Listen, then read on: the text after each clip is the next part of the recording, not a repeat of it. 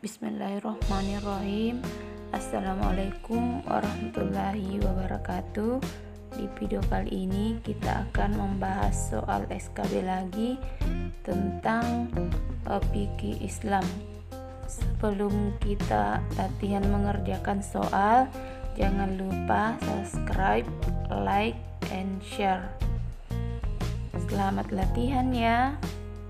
Nomor 1. Firda sedang menggendong adik laki-lakinya yang berusia 2 tahun yang masih minum ASI. Tiba-tiba adiknya kencing mengenai bajunya, maka secara hukum ia terkena A. Najis mutawassita, B. Najis mukhallasa, C. Najis mukhaffafa, D. Najis mutawassita ainiyah. Jawabannya adalah C. Najis mukhaffafa. Ketika Siti sedang wudhu, tidak lupa berkumur-kumur dan membersihkan lubang hidung agar lebih sempurna wudhunya. Maka perbuatan tersebut termasuk A. Rukunnya wudhu, B. Sunnahnya wudhu, C. Makruhnya wudhu, D. Batalnya wudhu. Jawabannya adalah B. Sunnahnya wudhu. Setiap muslim dalam melaksanakan ibadah sholat wajib memperhatikan rukun dan syarat sholat. Pernyataan berikut yang mengandung syarat wajib sholat adalah A. Elsa tidak sholat ketika haid, B. Erna sholat menghadap kiblat, C.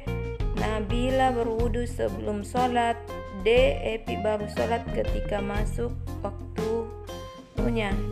Jawabannya adalah A. Elsa tidak sholat ketika haid. Perhatikan hal berikut. 1. Niat, 2. Islam, 3. Balik, 4. Membaca surat Al-Fatihah, 5. Membaca doa iftitah, D. Duduk di antara dua sujud.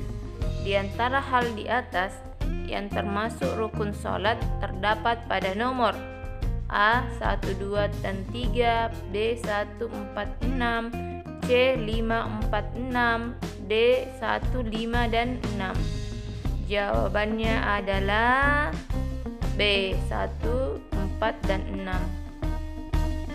Pak Husain sholat maghrib secara berjamaah. Ia berdiri menjadi imam.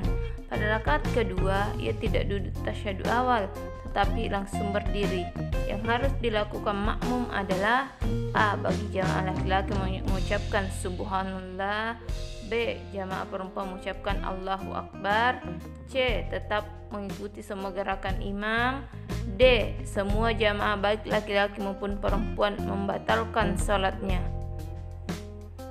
Jawabannya adalah A. Bagi jamaah laki-laki mengucapkan subhanallah. Nomor 6. Doa adalah permintaan yang dilakukan seorang hamba kepada Khaliknya. Maka ketika kita berdoa harus mengetahui adab atau tata cara berdoa. Di antara adab tersebut adalah A. Bersuara dengan nyaring dan keras, B. Dengan suara keras yang dapat didengar orang lain, C. Dengan suara yang lembut, D. Suara yang diikuti dengan hadirnya hati. Jawabannya adalah D. Suara yang diikuti dengan hadirnya hati. Nomor 7. Pak Usman pergi ke Surabaya berkunjung ke rumah sanak familinya. Ketika hari Jumat, ia tidak melaksanakan sholat, tetapi melaksanakan sholat duhur di rumah. Maka hukum sholat duhurnya adalah A. Sah dan tidak berdosa karena musafir, B. Tidak sah karena tidak berdosa karena musafir, C. Sah dan berdosa meninggalkan sholat Jumat, D. Tidak sah dan berdosa meninggalkan sholat Jumat. Jawabannya adalah A. Sah dan tidak berdosa karena musafir. Nomor 8. Pak Muhtar adalah salah satu golongan yang berhak menerima zakat karena beliau adalah salah satu panitia resmi yang ditunjuk oleh pemerintah yang terlibat dalam pengumpulan dan pendistribusian zakat yang dinamakan sebagai A. Amil, B. Gharim, C. Ibnu Sabil, D. Mu'allaf. Jawabannya adalah A. Amil. Nomor 9. Pak Amin bulan lalu panen padi sebanyak 6,5 ton karena pengolahan sawahnya menggunakan air irigasi yang memerlukan biaya. Maka Pak Amin harus mengeluarkan zakat hasil panennya sebanyak A. 125 kg, B. 225 kg, C. 325 kg, D. 425 kg. Jawabannya adalah C. 325 kg. Dengan catatan karena ini adalah irigasi, maka zakatnya yaitu 5% dari hasil panen yang telah kita peroleh. Sedangkan jika air tada hujan, maka zakatnya yaitu 10% dari hasil panen yang diperoleh. Nomor 10. Urutan mustahik zakat yang benar sesuai Quran Surat At-Taubah ayat 60 adalah sebagai berikut. A. Fakir, miskin, amil, mu'allaf, riqabah, gharim, sabilillah, dan ibnu sabil. B. Fakir, miskin, amil, riqab, mu'allaf, gharim, sabilillah, dan ibnu sabil. C. Fakir, miskin, amil, gharim, rikab, mu'allaf, sabilillah, dan ibnu sabil. D. Fakir, miskin, amil, mu'allaf, gharim, rikab, ibnu sabil, dan sabilillah.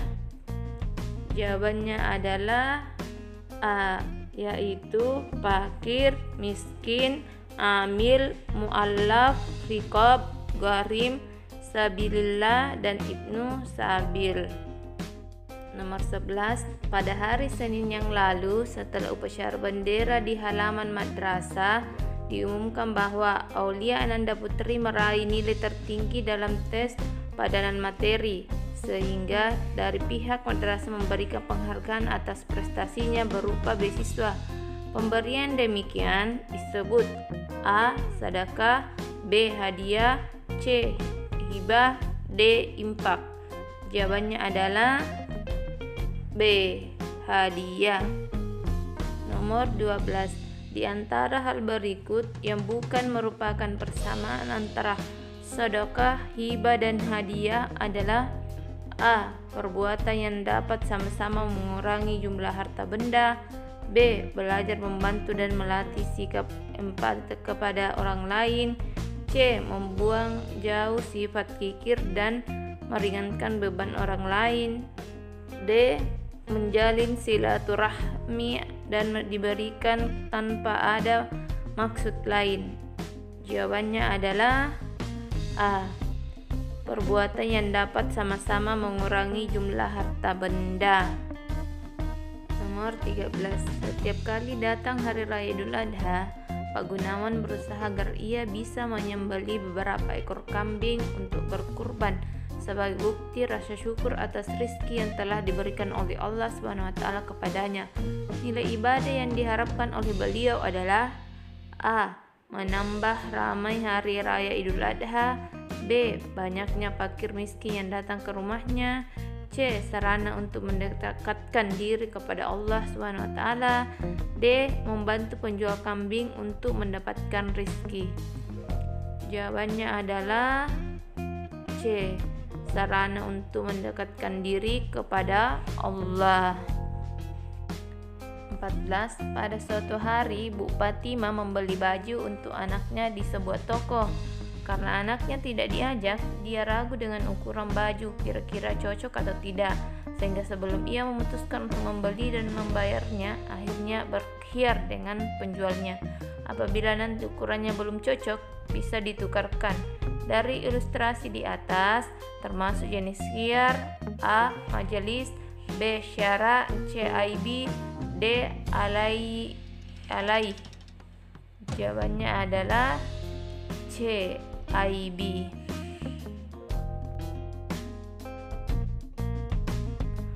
nomor 15. Fahruddin suatu hari ingin membeli sebuah televisi di sebuah toko elektronik. Sebelumnya ia berkata kepada penjualnya, "Saya mau membeli pesawat TV dengan syarat mencoba terlebih dahulu, apabila cocok maka jual beli saya lakukan. Tetapi apabila tidak cocok maka jual beli saya batalkan dengan pesawat TV yang saya kembalikan dalam keadaan seperti semula." Dalam jual beli, pernyataan tersebut termasuk khiyar: A. Majelis, B. Syarat, C. Garansi, D. Cacat. Jawabannya adalah B. Syarat. Demikianlah tadi beberapa contoh tentang soal fikih. Semoga video ini bermanfaat bagi kita semua, dan terima kasih sudah setia menonton video-video saya. Semoga Allah Subhanahu wa taala membalas kebaikan Anda. Sampai jumpa di video selanjutnya. Wassalamualaikum warahmatullahi wabarakatuh.